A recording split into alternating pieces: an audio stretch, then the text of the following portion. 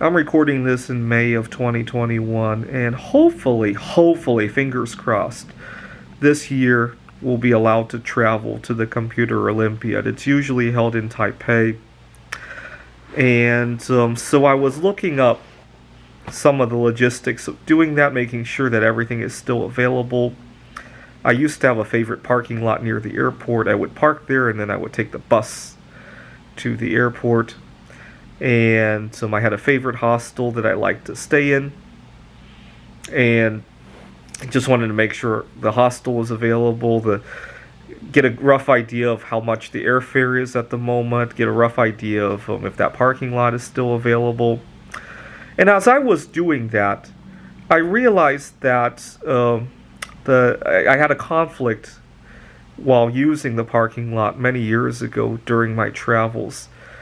I was living out of my car at the time. I have a Mitsubishi Lancer. When you live out of your car, everything that you touch is kind of just boxed up in that tiny area, right? And so I didn't have time, I didn't have space to pack my bags, and so I was thinking about going to that parking spot and then packing. Now, I compete in AI for abstract strategy games. I have boards that I like to use as a demo, some of them handmade actually. I also had a bunch of stuff that I knew I definitely can't bring to the airport, right? I'm a private tutor, and sometimes I like to do chemistry experiments with the students. Definitely don't want to bring that to the airport, so I gotta make sure that's not in my bag. So I get to the parking lot hoping to sort all this out. And I didn't think I would have a problem. You park yourself at the parking lot. It's not like valet parking where somebody's waiting for you or anything. So I parked at the parking spot. I went in to pay for it, and I went out to my car to pack. Now, the guy at the parking lot is just really impatient for me for whatever reason. I mean, he has buses coming out of that parking lot like every 10 minutes. It's not like I'm going to miss the last bus or something. And he just kept interrupting me as I'm trying to think about what I need, what I can't bring to the airport, what's where, and all that.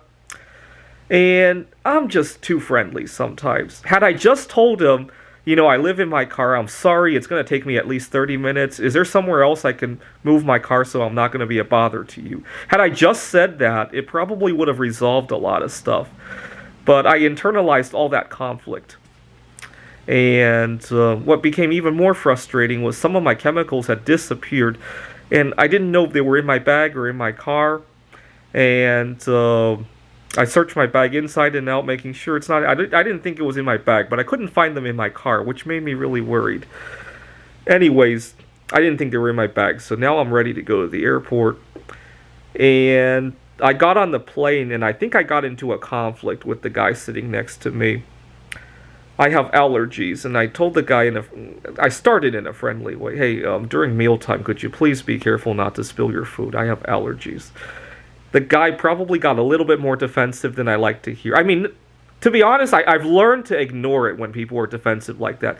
Let's face it, nobody wants the person sitting next to them to get sick during a flight and potentially have to have the flight rerouted. And nobody wants that to happen. Some people get defensive just because that's who they are. I've learned to kind of ignore it and accept that they're gonna listen to you either way, because we're on a plane, right? This isn't somewhere where somebody actually does have a problem with you, right?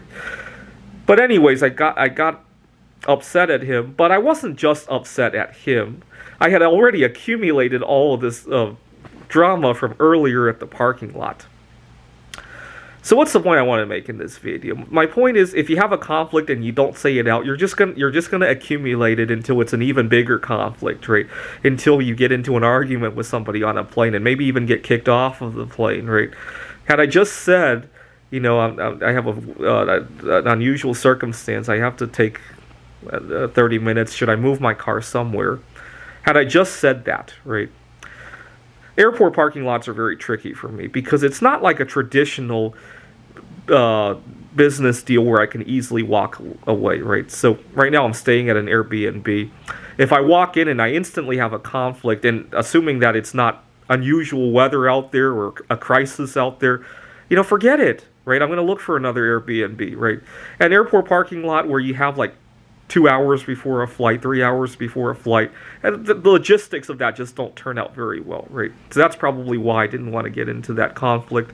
But it really wasn't a conflict, right? It's just, where do I move my car while I sort this out, right? Anyway, so I learned my lesson there.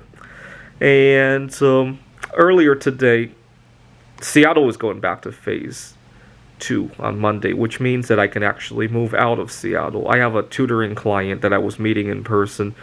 We can't do that in phase 2, so I have some liberty to move out of Seattle. I was calling a few places to move to, and I learned that if I heard something that I didn't like, to speak up, right?